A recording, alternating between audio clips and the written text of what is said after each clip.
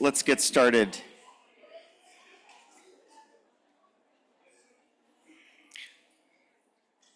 So our next session this morning will be a real treat for all of us. I'm going to briefly introduce our two guests, and we're going to have do this as a conversation this morning. So let me just start by saying that in our efforts to protect and restore healthy watersheds and build resilient communities, we have no more important partners than Senator Bob Smith and DEP Commissioner Shawn LaTourette. We're thrilled to have these leaders here with us this morning and looking forward to their remarks. I will introduce the two of them, then we'll queue up some questions, and then we'll get going. Senator Bob Smith proudly represents the rights and interests of the residents of New Jersey's 17th Legislative District, a dynamic and ever-changing community which includes parts of Middlesex and Somerset counties. He has served in the state legislature since 1986, first as an assemblyman and since 2002 in the state Senate. As chairman of the Senate Environment and Energy Committee, Senator Smith is one of the state's leading environmental lawmakers, and I'll add, leading environmental champions. He also serves on the Senate Judiciary Committee and as a member of the State House Commission. Senator Smith received a bachelor's degree from the University of Scranton and 2 master's degrees, one in chemistry from Scranton and in environmental science from Rutgers University. He received his law degree from Seton Hall University.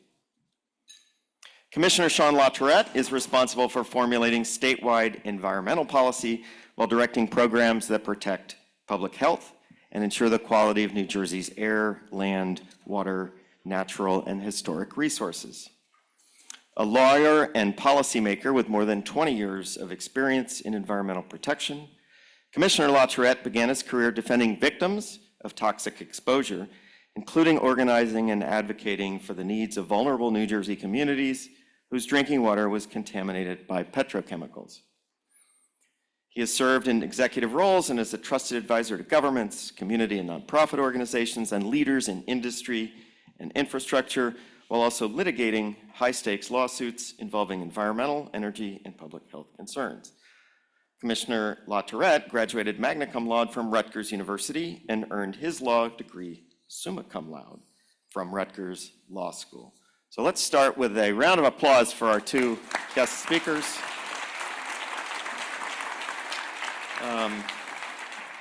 So we're gonna jump right in here. There will be a section in a few minutes where I'll ask for questions if you have some from the audience, but we're just gonna jump straight in and talk about climate change.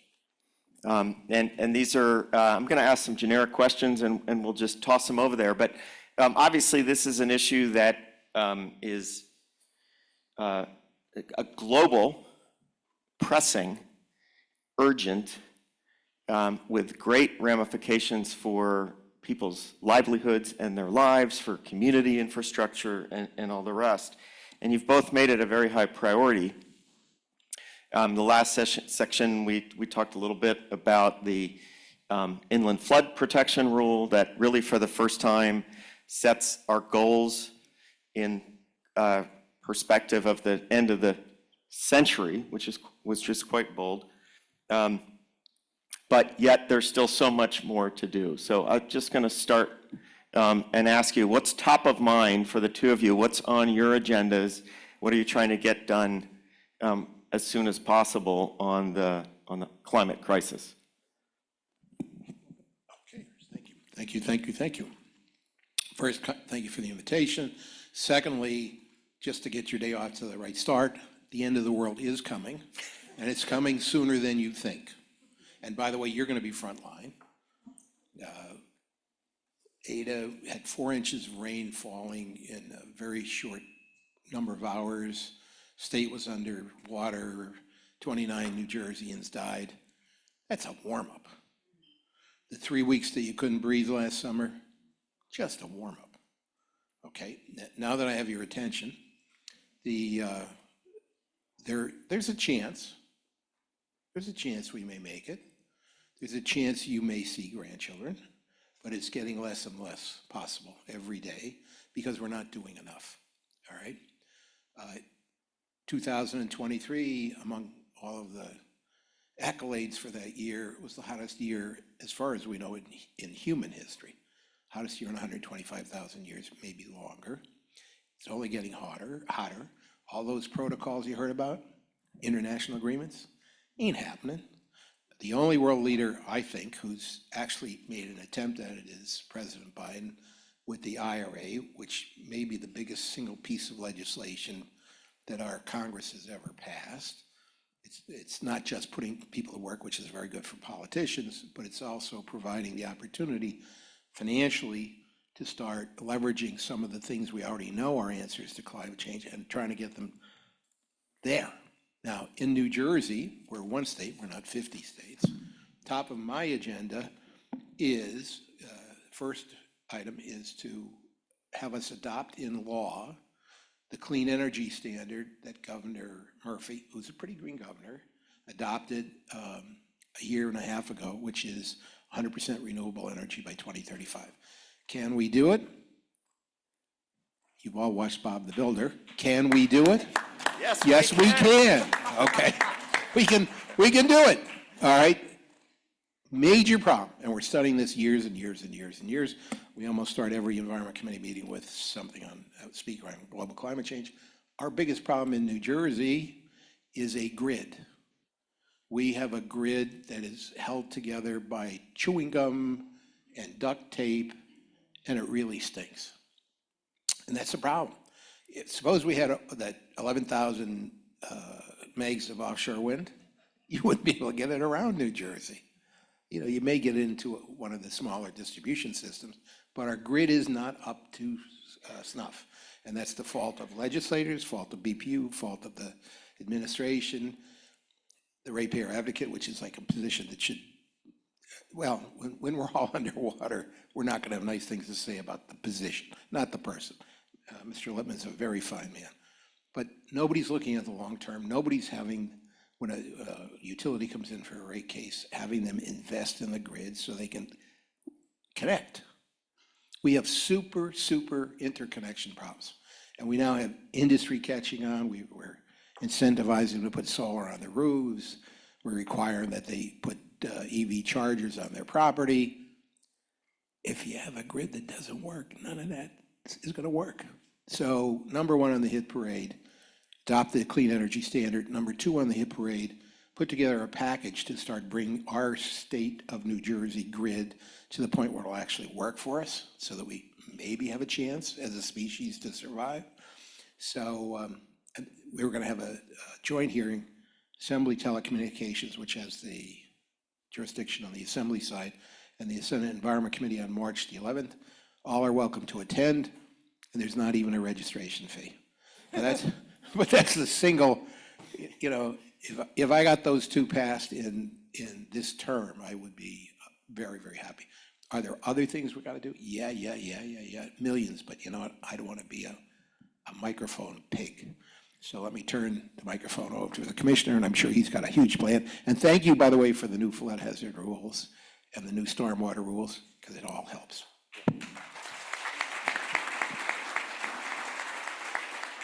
So first and foremost, Senator, I appreciate your leadership and your partnership. As you well know, I think Jim referenced the senator as one of the leading environmental lawmakers. Let's be clear, Bob Smith is the leading environmental lawmaker in New Jersey. He is the environmental caucus in our legislature. So, I have the pleasure of, as you all know, working to help steward our natural resources. But that, of course, is not my job alone. I wouldn't know how to do it by myself. But through the work of 3,400 environmental professionals at the Department of Environmental Protection who've made the protection of our environment the cause of their lives. So there's a few of them here today, and I just want to make sure that you see and know them. If you don't know Katrina Katie Angarone, their Assistant Commissioner for Watershed and Land Management, you must, Katie, I don't know where you are, but you better stand up. Also a council person in her town. Gabe Mann is with us. Gabe stormwater and flood expert in our great state. Bob Schuster, where's Bob? Our watershed coordinator. Did I miss anyone? Where's the other DEP family? If they're not here in this room, I'm sure you'll see them throughout this conference.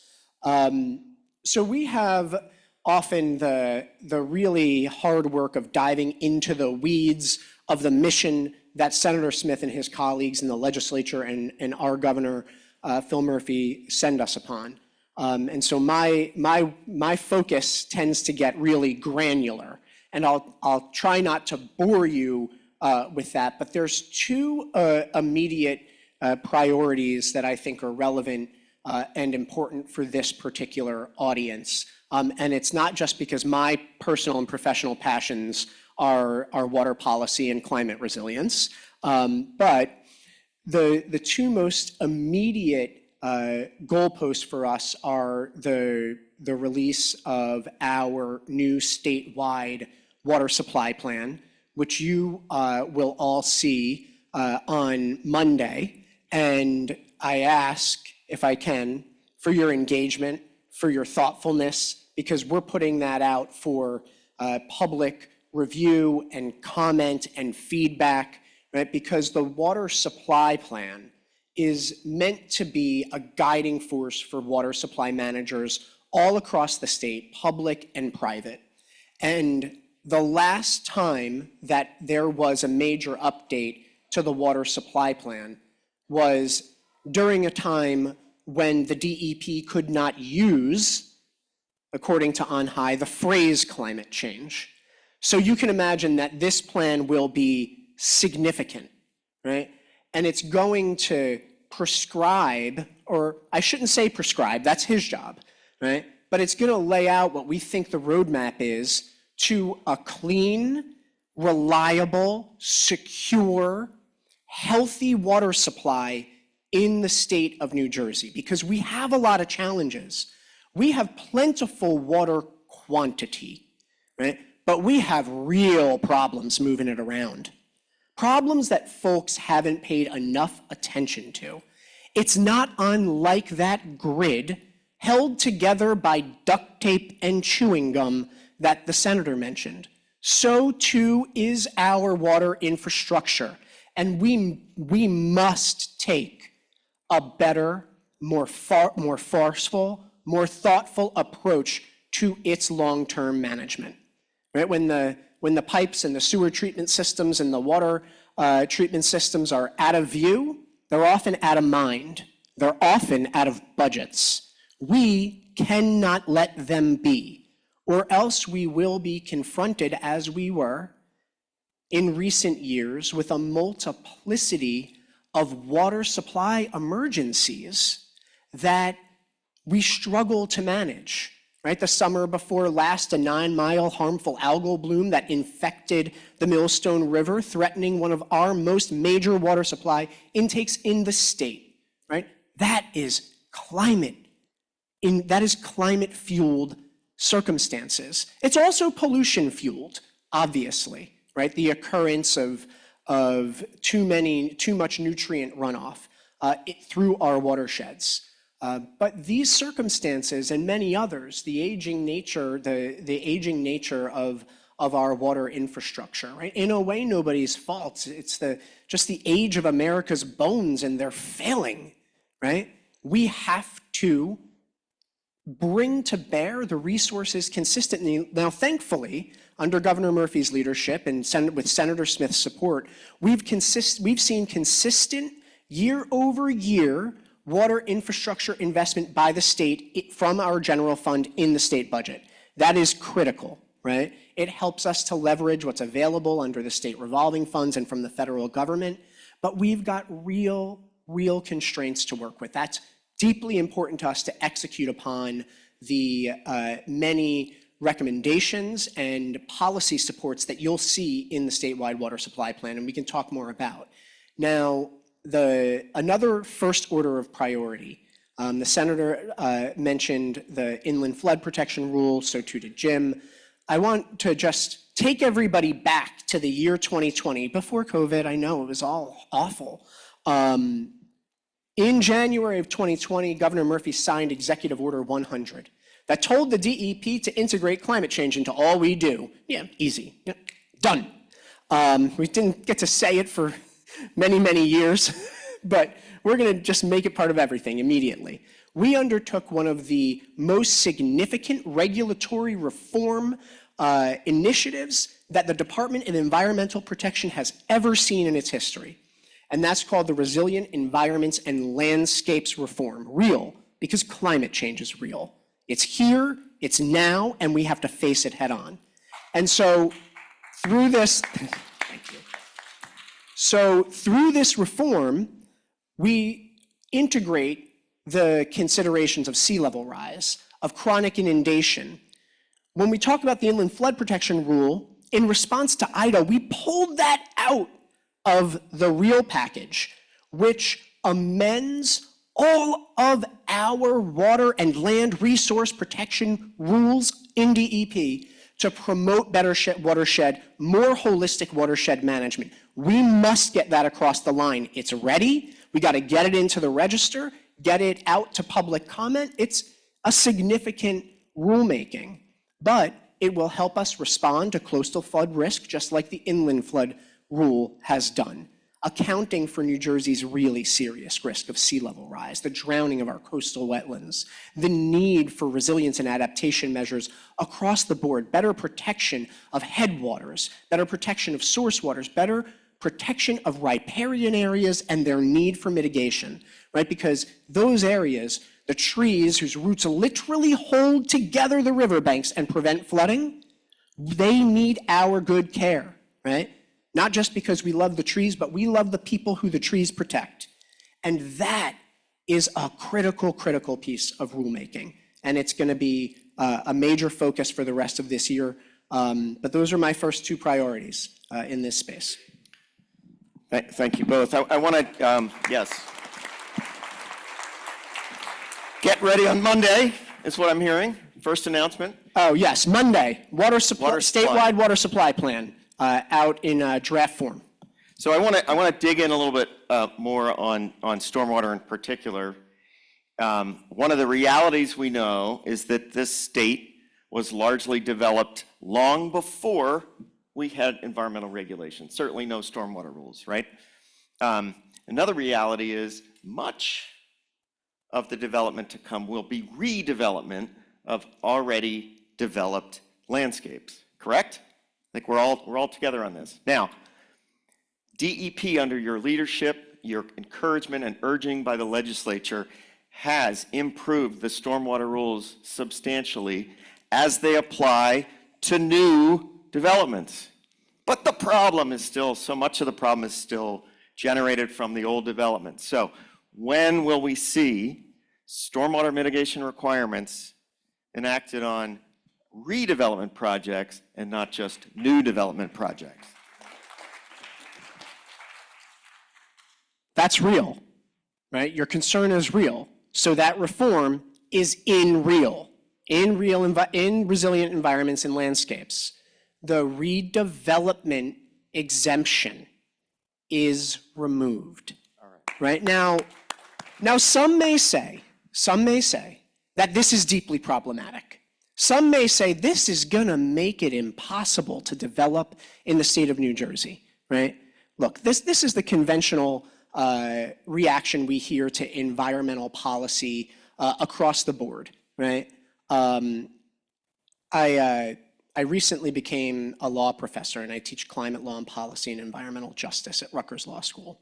And I'll tell you that my students are mystified by this dichotomized view of environmental law and policy, right? This notion that we can have economic development and progress, or we can have environmental protection, and never the two shall meet, right? They are diametrically opposed, right? We all know that is a pile of hooey, right? It's a pile of nonsense, but there's many folks who don't know that is a false dichotomy that has been thrust upon us over and over and over again. And I would imagine that some as a result of that, would find removal of a redevelopment exemption for stormwater management to be anathema. But think about it. We are now seeing, to meet our housing needs, the redevelopment of what were big box stores into residential communities, right? Monmouth Mall, right? Have you been down Route 18 in East Brunswick, right? Even coming down US 1 to get here. And all of these developments are being pursued without compliance with upgraded stormwater needs, right? How can we allow that to be the case when people drown in their cars, right? We have a moral obligation to confront this false dichotomy and say, hold on, I know we put redevelopment as an exemption because we wanted to see the redevelopment of brownfield sites and our urban core. But just like every other element of modern environmental law that had an equity blind spot that created environmental injustice, so too did the redevelopment exemption, right? Why in the world are the good people of Newark less deserving of stormwater protections in one of the most flooded cities in the state, right? Why? Right? Why don't they get relief from total suspended solids, right? We have a moral obligation to confront those issues, and so part of this rulemaking will do so. He's right. So that part of the argument I've totally agreed with, but I would like to take it a stretch further. What about you? Why aren't you doing more? And maybe you are, but the watershed associations cover land that's not just necessarily within one municipality. It's usually maybe a little bit more regional in nature. But I think what the commissioner is saying is it's on us. The 800-pound gorilla is on our backs. We need to get into the thinking of the municipal governments we have local home rule in New Jersey to point out how important this is for their future and for the health and safety of their residents. And that needs to become an important part of the redevelopment process. The reason that redevelopers do a whole bunch of things that the municipality asks them to do is because they get customized zoning. This is now outside the zoning ordinance. You can have a density of 15 units per acre. You can have a 4-story height. You can have smaller buffers. You can have a certain parking ratio that works. So when developers enter into this process, they have a very specific mindset as to what they need. The municipalities, and God love anyone who's a council person or a mayor or a member of a board or commission, the elected officials are thinking money. And by the way, they're not wrong. I mean, usually when you think about the performance of a mayor or a council, you say, well, what happened to my taxes during their tenure in office? Or what are they promising you without taxes? And yes, we're the second or third highest property taxed state in the United States of America. And I like a mayor and council thinking about trying to get revenues to help cut down the request for revenues from you as a property owner. But they don't necessarily know about stormwater, all right? Or what will protect the people or businesses that will ultimately occupy that redevelopment property. You've got to put it on the radar screen. We do this 3 times a month, talking to people about the new rules and what you need to do to make them work and to give us a chance at survival. And by the way, wait till you get your next insurance bill. You're not going to be real happy. Property insurance or flood insurance. And by the way, no matter where you are, you should have flood insurance. Even if you had an area never had a flood before in its life. Yep. New Jersey, that 4 inches of rain in Ida came down in places where they never had rain like that. So get it while your premium is cheap, right? The insurers are not going to gouge you when they think they're going to win the bet. But the costs are going out of control, you need to get involved at the local level. Redevelopment is not necessarily a bad thing, because especially if we're taking out an old, antiquated structure or cleaning up a site, remediation of contaminants, that's generally a good thing. But the structures need to be resilient. You've got to be thinking about where this water is going to go. And the other thing you need to do, and we know we're going to talk about it a little later on, nobody in this state has a stormwater utility. All right, there we go. God damn it, excuse my French. How Senator, long ago did we pass that bill? 2019. 2019. Not a single municipality outside the state of New Jersey, over 1,500. And Katie gave them a lot of money. Well, Senator, I'm pleased to say, I'm looking around this room, there are some real leaders in this room at the municipal level. Good. Right? Number one, there are towns represented here who have gone above and beyond DEP stormwater regulations, so hallelujah. And there are some who are taking steps to adopt stormwater utilities. And let's not forget, let me thank you publicly here for authorizing this. I mean, it was crazy. This wasn't even, in theory, it wasn't even authorized in the state before your leadership. And you know why? You know why? It met resistance. It was a close bill, like 22 votes in the Senate. Need 21 to pass it. It was close. It was close everywhere. And if you haven't detected it, I'm a Democrat. We lost the only Green Republican when Kip Bateman retired. He was a terrific, very green Republican legislator. And I always knew when we did a co-sponsorship, I knew I had at least one vote in the Republican caucus. But the way in which the stormwater utilities were framed was, it's a water tax. If the Democrats are going to tax your water, what's next? Your air? Well, 4 years later, no stormwater utilities. Every elected official is afraid of the three-letter T word, all right? But they're all going to be looked at. And by the way, I don't know if you saw the Star Ledger today. They said, get ready. One of the worst hurricane seasons ever is coming this year, 2024. You're going to get to the end of the year, and your citizens in your town are going to say, why didn't you do something to try and help me? Stormwater utilities do that. They set up a mechanism where you can collect a vigorish, small amount of money based on your impervious surface, how much stormwater you generate. And then your local water utility or your sewer utility, you don't have to build any new structure, no new bureaucracy, but they start to lay out the priorities for the town, and you go get the worst one done first.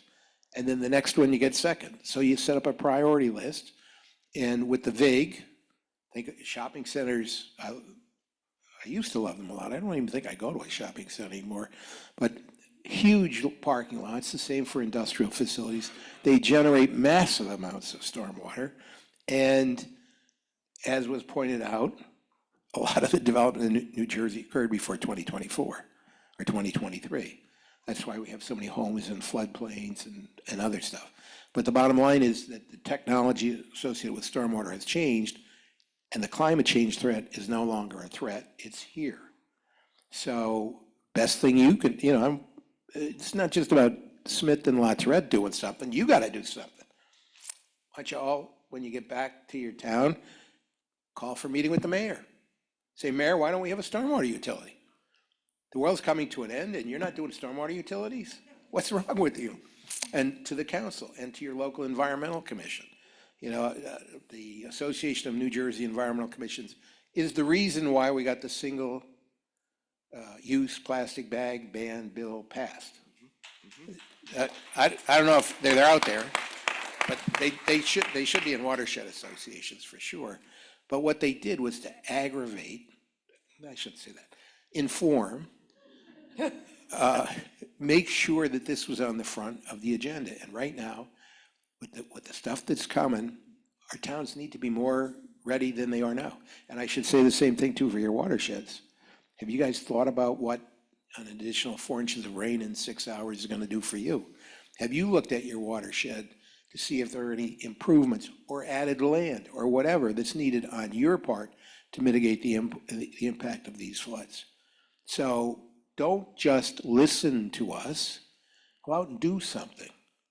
Be a pain in the ass locally, I'm telling you. That's how things happen. The squeaky wheel does get the grease. Thank you for the Stormwater Utilities Law, Senator. And thank you to Gabe Mann and to Katie and to Bob for putting together the technical assistance and materials and grant programs that are going to help our communities to move in this direction, right? It's fascinating when you think about what happens in the aftermath of an adverse event, right?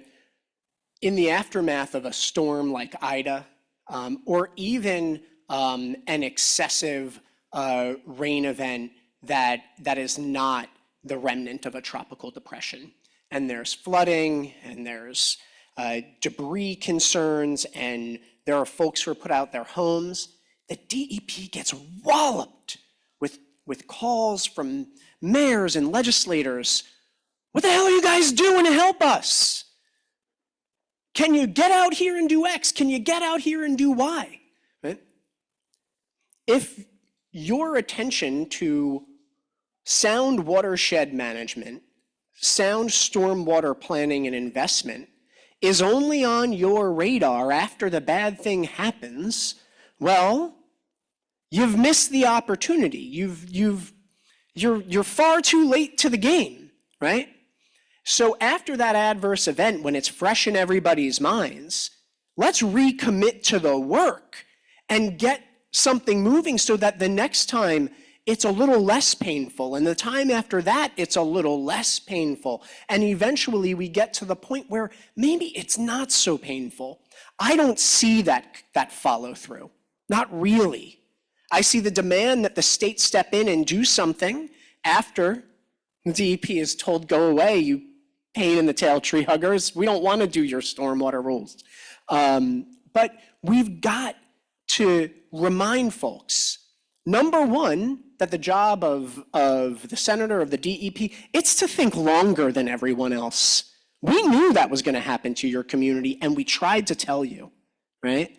And we want to help, right? There's so many opportunities available through Katie Angaroon, through Gabe and their teams, for us to help, right?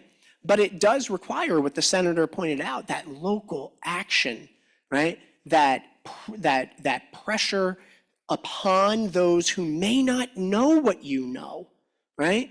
The mayor of your community may not know the importance of stormwater management, may think of it the way a lot of environmental issues are thought of, as a nice to have. In the good years, we'll do that, right? But that's not what it is. Environmental law and regulation is about public health and safety. All the time, always, right? That's the job. Protect people, their property, and our health, right? That's what this is. And we've got to encourage folks that they've got to see beyond the next ballot and beyond the next budget, because that's the job. Hallelujah. So let's make this perhaps a little bit more complicated and talk about regional planning. Now, I went to a conference in the fall out in Arizona. Great place to hold a water conference. This was the U.S. Water Alliance's now annual One Water Summit, which is a great idea. Dan Van Ab's talked about this, the idea of getting the wastewater, stormwater, drinking water utilities together with environmentalists, people that care about rivers and so forth.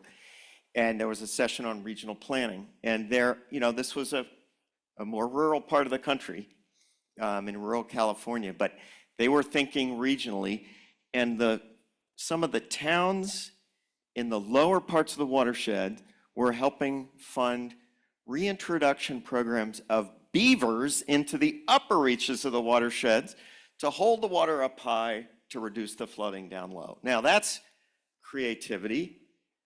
In New Jersey, it might be defined as madness.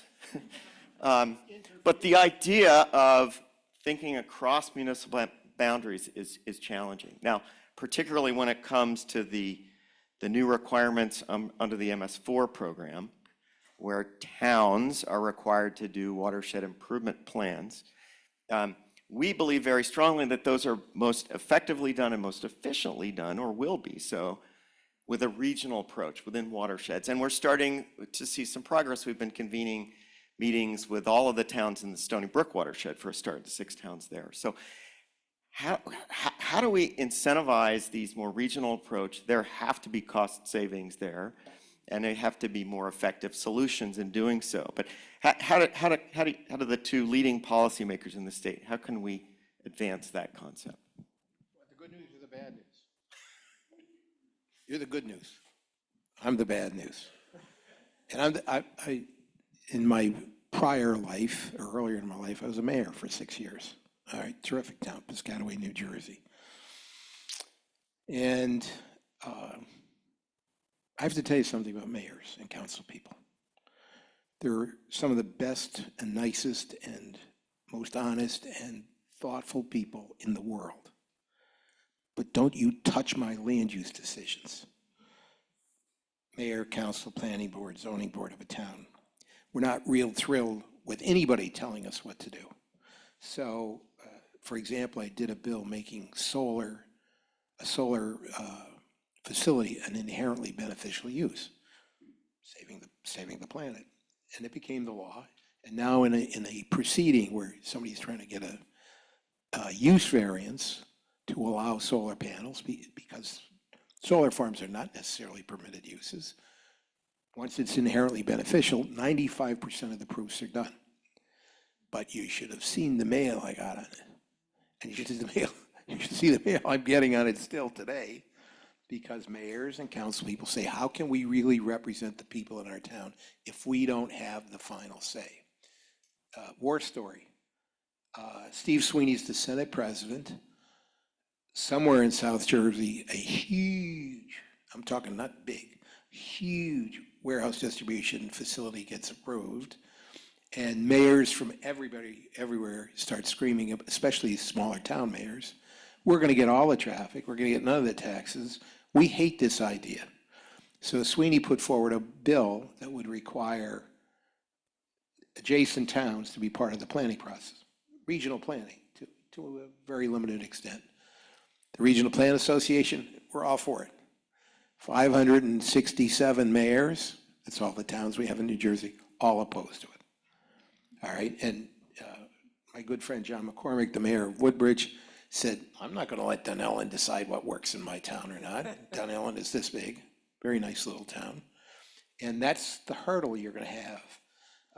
The only way I think you're going to make progress is that you maybe enhance the power of county planning boards. You know, right now we have water resource associations servicing various watershed areas. But if you want to get a sewer service extension, you have to go to the Water Resource Association first to get an approval. And then you have to go to the county planning board and get it endorsed. And then you have to submit papers to DEP. But generally, they get approved for development in an area that earlier on, there was no interest in developing. There's no sewer service in the area.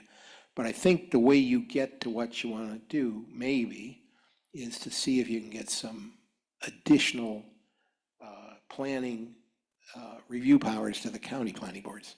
Then you're not setting up new agencies, because remember, at the end of the day, the T word, you know, if you want to set up a new bureaucracy, there's not much of a chance. But if you're using existing folks, maybe. That might get you semi-regional planning, and probably only on issues like stormwater. But that might be the solution to it. But the outright solution is saying we're going to put in law that Mayor X has to listen to Mayor Y on his planning. Not in New Jersey. We have a century, at least, history of home rule, and trying to get over that. You know, I've seen it attempted, and it doesn't go anywhere. Sweeney's bill went down in flames. You know, he couldn't get 4 votes in the Senate. And you know why? Where do you think we come from? Where do you think senators come from? They come from towns that have mayors. They might have even been the mayor of the town, but they come with that bias, which is the local municipality is the one that lives and dies on how it reviews the town and makes it work, so you really shouldn't be taking anything away from them. And they're the people who are in the Senate now, and I get it, I understand it. I was a mayor once too, and I would resent if Dunhill told me what I could do and not do in Piscataway.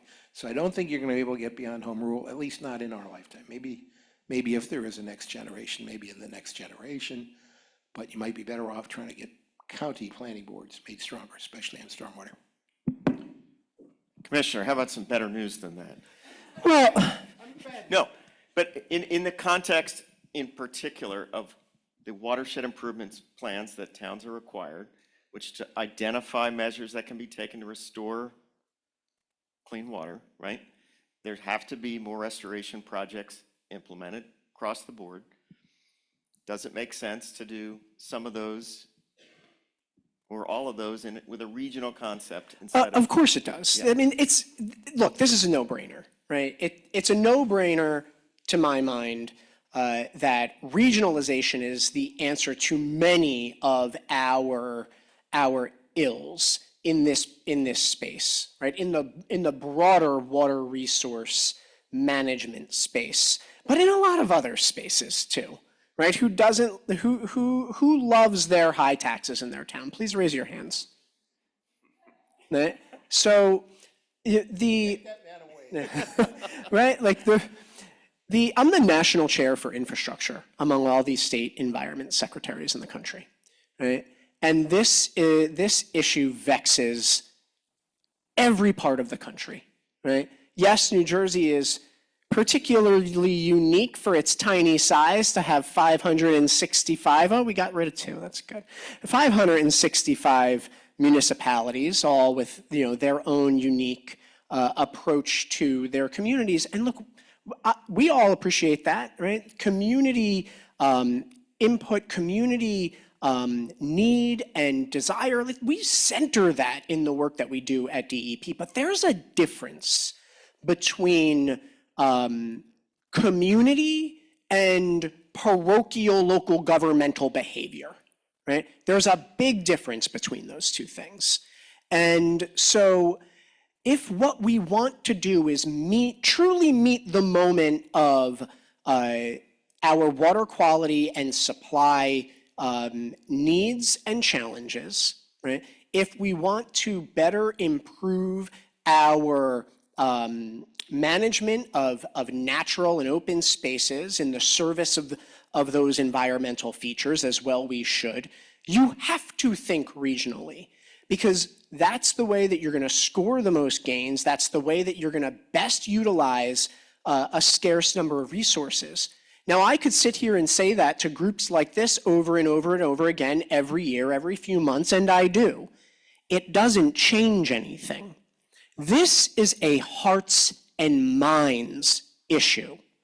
This is ordinary folks who don't understand all these fake divisions we make for ourselves, right? Because the water doesn't know the boundary between Piscataway and Highland Park, where I am, right? It's always amazed me that you're not my senator. So, so this is a matter of folks understanding more, demanding better of their local representatives. Because if the residents of New Jersey demand regionalization, guess what their local elected leaders will do? Because they want to be elected. Are you saying politicians pander? Never. Okay. Who's got a question? All right, we've got a mic on a stand. Is that the only mic? Okay, so if you could come to the mic, that would be great. And maybe we could just start a line if others in the audience have questions. Michael, the magic screen that was going to show me questions from the Zoom machine has changed. Yeah, don't be shy. We want to hear your questions. It'll help us do our jobs. Come on up. Good morning, and thank you so much for this opportunity. Bob Smith, back in 1984, it was passed a water tax called 1 mil on, it was 8280 part of the Safe Drinking Water Act, perhaps, I'm sure you know that.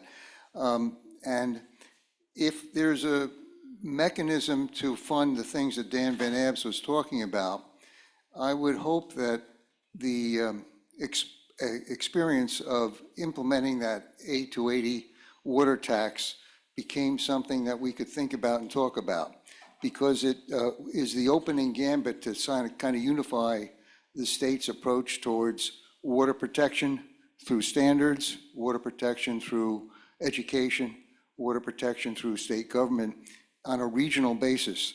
And I just wanted your thoughts on that. So the answer is you are absolutely correct.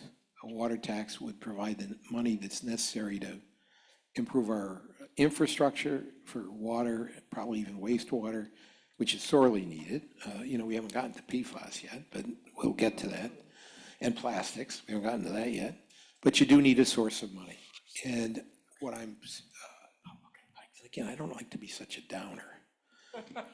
But Rahm Emanuel, former mayor of Chicago, former chief advisor to President Clinton, he made the statement, and it is true, never waste a good crisis. People of New Jersey, they hate us, elected officials. They all hate us. I got it. I understand it. Because we're the people who say, all right, we want so many bucks out of your pocket. We're the people who set tax policy and decide how the money is spent. There is no more important cause than water and wastewater in this state. Right? That's the true measure of civilization, whether you can get clean water or not. But people of New Jersey are not there yet. So again, only so everybody can feel guilty, let me put it back on you to help lobby at the local level. I would love to see one resolution from a council saying we really need the water tax. I've sponsored a water tax for 30 out of the 40 years I've been down there and could never get it passed. And very small war story. New Jersey has a huge drought. We're really in deep trouble. Got the water tax ready to go. I get it through whatever that environment, I think was, it might have been Senate, but it could have been Assembly too. I get the bill out of my committee and the drought ends. So I see Governor Corzine at some political function, and I said, we really need to do that water tax. He said, why? The drought ended. He said, my solution is, whenever we have a drought, you reintroduce the bill and the drought will end. Which tells you a little bit about the thinking, but we do need significant money for water infrastructure. Way more than we have now, and way more than we're investing now. Thank you. Agreed. Hello, Senator. Nice to see you again. I'm part of AmeriCorps. We were at the Energy Environmental Senate meeting, blah, blah, blah. I had, I guess, a clarifying question. So you mentioned that Governor Murphy started the clean energy in Jersey like a year and a half ago. Why does that have to be redone if he already Because did it's it? an executive order. Okay. You get a new executive, new orders. Okay. That's why we would want to put it in statute, so that the only way and by the way, it would affect every decision of the executive branch of the government. You have to be thinking about our energy situation and how your particular proposal affects it, yada, yada, but with that goal of 100% renewable by 2035. I can't promise you a green governor 2 years from now. I can't even promise you that the people in New Jersey will be any more sensitized than they are now, but give me a couple of hurricanes, a couple of forest fires, I might be pleasantly surprised. Rahm Emanuel, good crisis, don't waste it. But that's the difference. We're trying to put it in statute, so whoever the new governor is can't go backward. Okay. And then with the whole regional plannings, I guess what would happen to the municipalities that are in multiple watersheds? Though I'm sure that's a future question and not super relevant now until we can get everyone to agree to do the regional Well, you never get planning. everyone to agree. Give me 51%, I'm good. That's, Okay. then we did the people's will, but I can't get a bill passed. Okay. All right, can't get a bill passed in the Senate or the Assembly if it is perceived as one of mashing local home rule into nothing and being meaningless. You got to find a way where adjacent municipalities who are going to suffer from either the truck traffic or the flooding or whatever, get a chance to get their licks in. Right now, they can, they get notice. Every municipality gets notice where they're within a certain distance of the project. But they also, generally, all municipalities send their agendas to the other municipalities. Municipalities can, an adjacent municipality can come to a development hearing and say, whoa, what about Route 9? We got a big problem here, and bring it to the board's attention. But there's no legal authority for an adjacent town to have more input than going to the hearing. And what I think what the regional planning people are suggesting is we really would like to get the input of other mayors so that it affects the development, that they have some legal right to participate. Because right now, it doesn't happen. I go to a lot of planning and zoning boards. Maybe once in 10 years, I've seen an adjacent municipality get involved. So that may be something, again, when you're talking to the mayor, we need to watch what's going on in the other towns, mayor. And maybe then you're notified and you get a chance to get your licks in. Hi, I'm Andrea Mandel, and at the risk of getting booed, I am a member of the Township Council. I'm on the Township Council of West Windsor, and I came onto the council a number of years ago through being a member of the Planning Board and the Environmental Commission before I was elected. So I'm fairly familiar with land use. Back in about January 2022, I was looking into the stormwater situation in our town, including the flooding areas, spoke to some people, including our engineering department, and discovered that the Millstone River was the cause for most of our flooding, that we would probably have to drill down to the center of the earth to hold enough water that was coming down the millstone to prevent flooding in our town. So at that time, I'm probably exaggerating a little. We actually have a situation where I believe when the floods are bad enough that one of the water bodies actually turns its direction and comes back towards us. So at that point, with the approval of our mayor, I and the rest of the council, which we unanimously passed a resolution asking for the state to help us with some planning along the Millstone River. We sent the resolution to a number of neighboring towns, including towns in other counties, and we did get those towns to pass a similar resolution and send it on. I believe the watershed also looked at my resolution, and they liked it also. And then we sent it, and it went to DEP. And at some point, I believe I got something back from DEP saying we have no money to do this. I did get a nice letter, I believe, from Senator Smith reminding me that we could pass what do we call the authority, but that would just be within our town, and it wouldn't help the big picture, which I think is what everybody's talking about right now, which is looking at, is there some kind of a regional approach, because there's no way we can control the water from Millstone River all the way up through the 12, 13 towns that are involved. And that year, I think at the municipalities meeting, I had actually set up a meeting with DEP, which got canceled at the last minute because you said you were, they told me they were changing whoever was in charge of stormwater, and they'd get back to me and they would set up the meeting. And that was pretty much where it kind of got left. So at this point, I'd say even I give up, although that's probably not true. So at this point, is there something that can be done looking at something like this Millstone River situation, which does flow through a number of towns? And I'm not just talking about trying to regulate, trying to tell us what we can't build, because I will admit I'm a big home rule enthusiast in general, but looking at what can be done along the various pathways to control within the towns the water, And as an engineer, I'm an engineer, so I do look at things as engineering projects. Is there something that could be done? This would seem to be a sample of where everything we're talking about could really be shown to the rest of the state. Sure.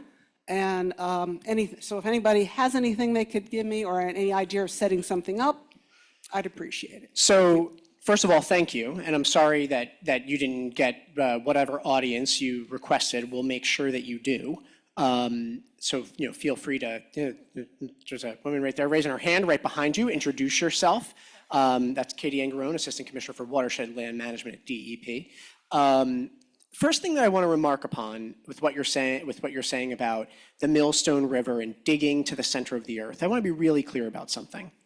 Dredging your waterways is not your answer to flooding. It is not your answer to good stormwater management.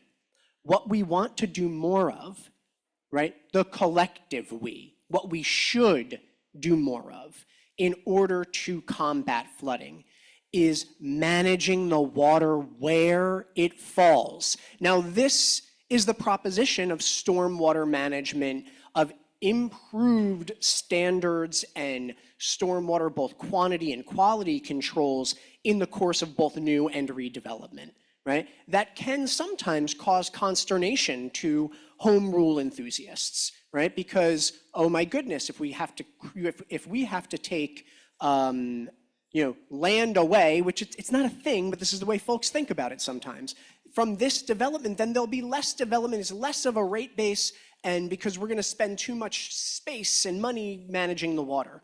But unless we do better in every instance, in every new and redevelopment, to manage the water where it falls, we will not solve this problem. You can dredge every stream and every river in the state. I won't let you, but let's say you did. That was a joke, by the way, the dredging But piece, let's sorry. say you did. It wouldn't help you. It wouldn't help you. We've got to better manage overland flow. That's and yes, you got to get your other communities to do it too. But somebody's got to stand up first and lead the way. One town show the other what they've done. Look at Lake Hopatcong, the communities around Lake Hopatcong up in northwestern New Jersey, right? Five municipalities that are working together. It's not perfect by any stretch of the imagination, working together to protect their shared water resource, right? And they're all doing different things, but they know they've got to work together. And sometimes it takes one of them to stand up and start and encourage the other to keep going. We can help you with that. Talk to Katie. Thank you. So another approach, don't go away, don't go away, don't go away. Stay. So if you have to rely on Trent, no offense, or to me either, you're off to a bad start, okay? Because the truth of the matter is, year to year, who knows what we have in the way of revenues, who knows what other priorities there are, like trying to fix the grid or whatever. But let me tell you what you can do without anybody doing anything. The 4 or 5 towns that are involved with the Millstone flooding, you be the ambassador from West Windsor to the other 4 towns. Go to the mayor and say, Mayor, we believe that this is a regional problem. We'd like to form an informal advisory group. Could you give us 2 members from your town? And we'll get 2 members from X, we'll get 2 members from East Windsor. We're going to get together informally and see if we can identify what the problems are and what the solutions may be. And yeah, if you have an engineer on staff, have the engineer come, or somebody will have an engineer on their staff, full-time engineer, who can come and try to be helpful. You can't go to Trenton and say, I want something, but I don't know exactly what it is. You know, it's the XYZ stormwater detention basin. There's a size, there's an amount of land that's needed, there's a certain monetary amount of money that's needed for it. So my suggestion to you is first find out what solves or mitigates the problem, hopefully with the 4 or 5 towns that are seeing the worst of the problem. And by the way, one of the worst things that could happen is the 4 or 5 towns form a regional stormwater utility, where they start to collect based on impervious coverage, and you now put together a fund to start to solve problems. but don't wait for Trent. I think your senator is Senator Greenstein?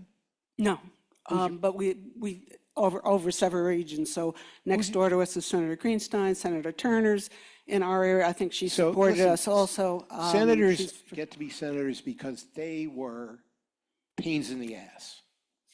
All right? I mean, why do you want to elect somebody who's not going to try and get something done for you? So ask your 2 senators that you need help. But I would do it maybe right after you get a couple of meetings of the towns that are in this region, and you have identified actual projects you want to get done. Well, we do need help with identification. Nobody has that kind of extra engineering time to be able to come up with the projects. We're looking at this as a system. Yeah, but how So about- there's a whole system that comes from up here, comes down to there. So one of the great And we things need about- some sort of technical help. And there was actually a report done a while back with the Army Corps of Engineers that did look at the system. They basically came back and they said it's cheaper to let everybody flood and pay them for their new homes than it is to do anything. So I'd like to move away from that kind of thinking. Well, I'll mention 2 things. First of all, the commissioner's saying he's going to try to help you, so go see Katie. But number 2, West Windsor is not a town of 3 people. You're about 25,000 people? Almost 30. Almost 30,000. 29,700. What do you want to something like bet that an engineer doesn't live in your town who might be willing to volunteer a little help? I mean, maybe you put it out there in your township newsletter, or if you guys have a website. yeah. We need a volunteer who knows a little something. The worst that happens is there's none, and nobody's willing to volunteer. On the other hand, when you live in a town, you kind of care more about it. So maybe you can get a volunteer. If not, then your request to the 2 senators is, we'd like a pilot project. We'd like a contribution of X. And again, you got to figure out how much X is, because not having specifics dooms your project. All right? So DEP is going to help you, and I'm sure if you talk to Senator Turner and Senator Greenstein, they will help maybe to insert an item in the budget, but it'll be relatively small. You need to know how much you need. And first, I would want to be able to say to them, I tried to get a volunteer and I couldn't get one. Thank you. Okay, thank you. Trish? I want to thank you, Senator Smith and Commissioner LaTourette, for your bold words and actions. It's really critical. I'm a member of the Intergovernmental Panel on Biodiversity and Ecosystem Services. So I work with a panel of 80 people looking at the end, and the end is very near. And there is scientific consensus that forests are the best defense against climate change, species extinction, and flooding. And coming back to New Jersey from working overseas for 20 years, I was shocked and kind of concerned with the lack of protection of forests, not only in New Jersey, but throughout New England, which is a really important sink for carbon. And there tends to be a lot of fake science being moved. And I'm really grateful for the New Jersey Forest Task Force. Commissioner LaTourette, you recommended I be on that. I took part in that. I am really excited about the invasive species bill. That was looked at other regions, and we took that approach for that, and it was vetoed by our governor. We're one of only 5 states that does not have that. That has major implications for climate change. He only vetoed it because I didn't think it was strong enough, and Senator Smith and I are going to fix it. Okay, that's really good. Okay, The meeting is set up for 2 weeks from now. And we're going to get the job done. good. And 'Cause the problem was everybody was not communicating as well as they should. We thought we had a bill. The administration said yes. We thought the DEP was fine. We thought agriculture was fine. And we had many meetings and conversations. But just tells you the importance of communication. I'm not just talking about your interpersonal relationships, Yes. but governmental relationships too. Great. Invasive species is coming. and Great, coming- so we know. Coming soon. That's fabulous, and you've always shown terrific leadership at that. The next piece of leadership you can show that would really make New Jersey a place for your grandchildren to actually survive is to ensure that the forestry legislation follows SER guidelines, the Society for Ecological Restoration. These are embraced by the UN, by IUCN. Yeah. They're embraced nationally and internationally. The current legislation that's in front of us with those hundreds of input is still insufficient, and we're still logging public forests in New Jersey. We cannot take out the green infrastructure that will keep the future alive. So I think you only need to tighten it up a little bit. It's really, really good. But I think if we follow SER guidelines that many other countries in the world follow, we will have a really tight bill, and New Jersey can feel great about it. There's just one last thing. One last thing. We don't have the meeting set, but, you know, the bill is introduced. The biggest single thing about this forestry bill is that it has an appropriation of money so that we can actually survey our forests and know what the hell's there. Yeah. I mean, we have approximately 1 million acres of public forest land. We're not sure what's here, there, whatever, and before you can even put together a good plan, you have to know. But for the rest of the people in the room, the issue in the forestry bill, we had 800 people on this task force, and they met many, many times. But the issue that is the dividing issue is whether it is okay to manage a forest such that you keep ecological diversity. In other words, you need a variety of habitats, which may mean every once in a while you got to cut a tree, or whether just leave them the hell alone. All right, and it's a balance. All right, and I think we're going to come up with a way to solve that balance. That's great. 800 people, and everybody fighting with everybody. I thought it was the Congress of the United States for a while. Yeah, yeah. Yeah, just one more thought on that. So the Forestry Task Force did a good job. There's a lot of alignment and agreement between the task force, myself, and the folks at DEP and the senator. And we're gonna get this moving in the right direction as well.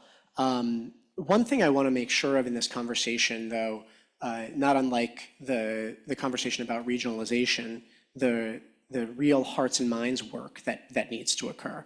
We can't only look at this from the perspective of state-owned and managed forest resources. I know that can tend to be the lightning rod. Maybe something happens that shouldn't have, or maybe folks think that there's commercial logging when there really kind of isn't. But nonetheless, we have to be really mindful of the lack of actual authority and ability of DEP and your forestry service to prevent things like forest fragmentation that are really creating more risks within our communities. And this bumps right up against home rule, right? This bumps right up against sound watershed management because DEP has really no authority over the trees.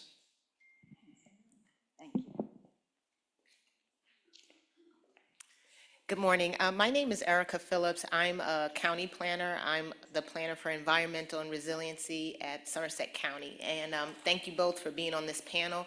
I wanted to ask you, Senator Smith, a question about something that you had just mentioned about county planners.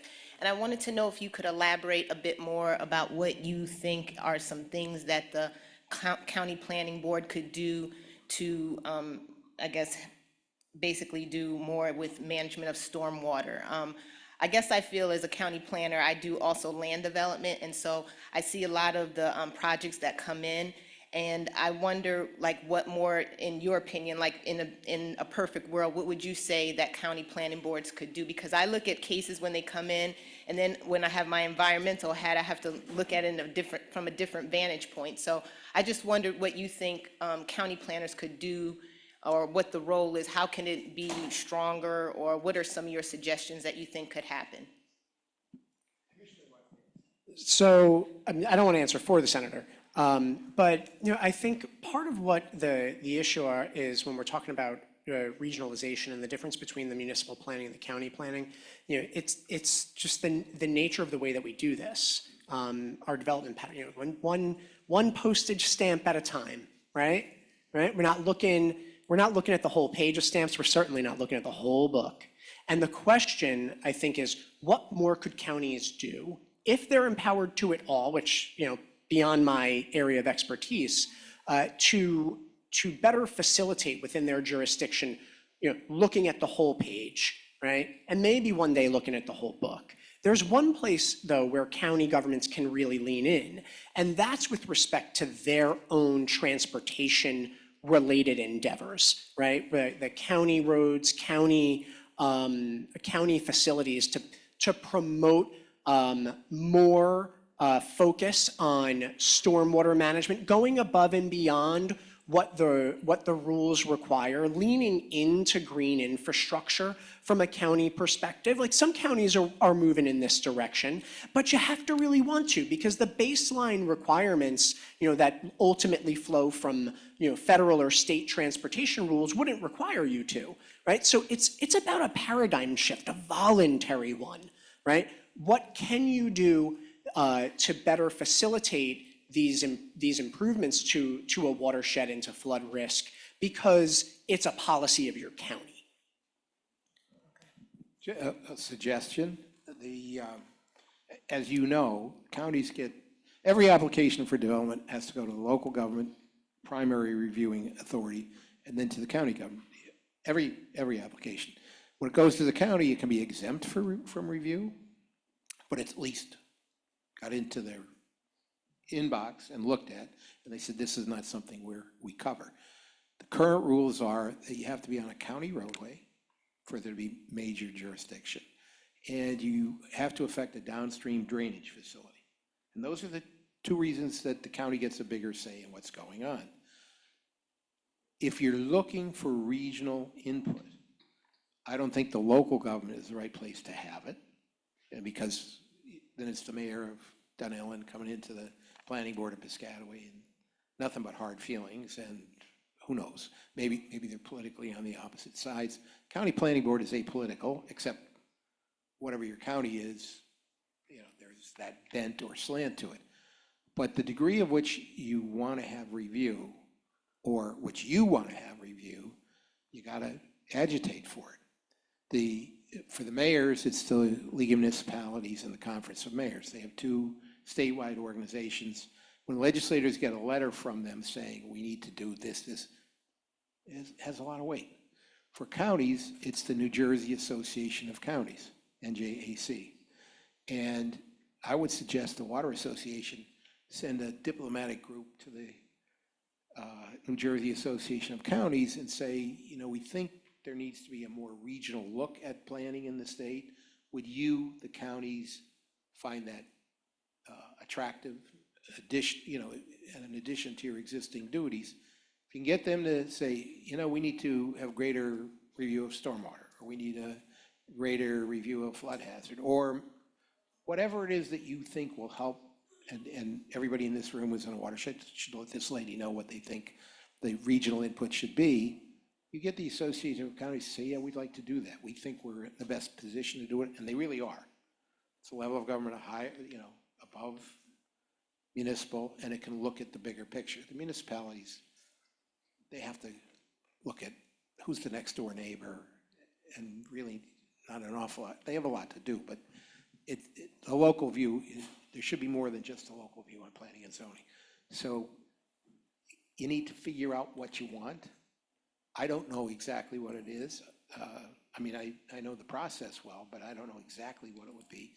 So why doesn't the Watershed Association put something in writing to the Association of Counties? We think you should also add the following to your review. And then go to the Association of Counties, talk to their board of directors and say, you can have a major impact on the future of the state and make it better. Would you be interested in this additional authority? They write that letter, that bill gets passed. They don't write that letter, that bill doesn't get passed. And again, a lot of the senators, assembly people were county commissioners, used to be called freeholders or freeloaders, but they all come from that background. So you're going after home rule again. You gotta do it in such a way that you can move it very subtly through the process. Thank you. Thank you. Just to acknowledge, we're going to break through the time that we set for this session at just a little bit. We've got 11:42. We said we were going to wrap at 11:35. I know the hunger is going to start appearing in our bellies, but this is such a great conversation. We can at least a couple more questions. Mr. Mayor, you have a question? Yeah, hi, I'm Andrew Nowick, the mayor of Lambertville, enjoying the last year of my first term. Hopefully I'll have a second one. And this is really more of a plug, I think, for our relationship with the state on the local level. The commissioner came to Lambertville a few months after we suffered the devastation of Hurricane Ida, talked about a network of solutions, and then and really put his money where his mouth is. And I just want to encourage municipalities in particular to really take advantage of the DEP resources Lambertville has. We've gotten grants to fund a stormwater utility feasibility study, which we are undergoing now. My goal is to get that to referendum, to knock on every one of our 1,800 doors this year, and to talk about stormwater in a way that is, immediate in people's lives. In addition to the stormwater utility feasibility study, I'm committed to the idea of our reassignment to the TRA, and again, grateful for the $75,000 in grant funding that we got. I would encourage all municipalities to really dig in and take that to heart. For Lambertville, I think one of the greatest challenges is we're 1.3 square miles, and that 0.3 square miles is our width, right? So we have one neighboring municipality and a watershed of 20 miles that all comes through Lambertville on the way to the river.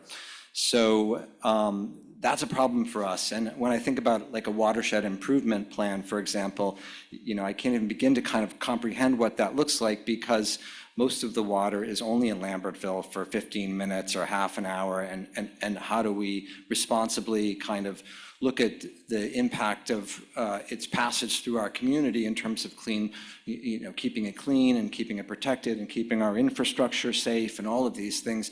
So, I guess my question is, and the regional approach, I've talked to the watershed guys about this. The regional approach is very difficult in our circumstance, and I've already been gently rebuffed by the county planning officer to give them an opportunity to lead regional efforts for stormwater management.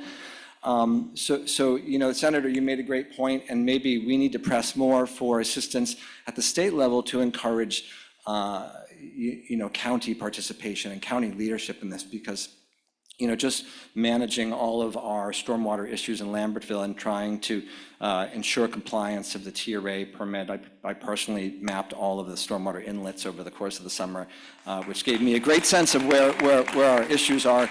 But I think that municipalities probably will benefit from maybe a little bit more state support in terms of regionalization efforts, because practically speaking, it's very difficult to get other communities, and I completely understand why, right? I mean, our neighboring community is largely farming. It's a different, they have a different kind of approach to a lot of different things. So I just wanted to thank you for that last idea. And if you have any other, thoughts about how the state can help facilitate regional approaches, we're certainly willing to partner and to lead whenever we can. So thank you again.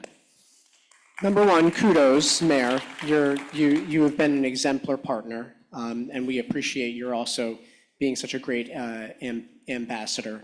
I think what you see coming out of the DEP is, with the authorities that we have, this prodding toward regional approaches, right? And we can lean more and more into that. Part of what I almost hear forming, out of this conference is, maybe a work group on regionalization. And so I'm going to talk to Katie. I know Katie's even nodding, so that we can identify some opportunities for policy, for improvements to policy supports. I'd encourage you all interested in this topic to look next week at the water supply.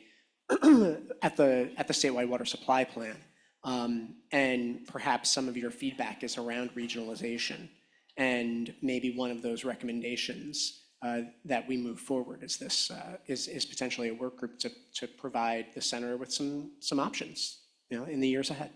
Thank you. Fantastic. Thank you. Okay, this is the hardest thing I'm going to do all day, probably. We're going to stop right here, but the three of you in line have been so patient. And the senator, anyway, has just indicated he's willing to hang out for a few more minutes. And I don't know if you have time, Shawn, too, but if the three of you would come on up and you'll get personal attention. And for the rest of you, thank you. Okay, we have lunch. We'll be out there, or it's coming soon. A couple of announcements. If you are looking for continuing legal education, which we're so excited to be able to provide, there is a code for you. I'm going to announce the code NJH20. That's pretty simple, huh? NJH20. I like that. There is a little bit of a switch, I think. Where did Michael Pissarro go? Oh, I lost him.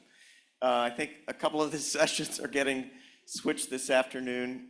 Sadly, I know none of the details, but if you're confused, go to the front desk and people will take care of you. Thanks again. Enjoy your lunch. We'll reconnect in a little bit.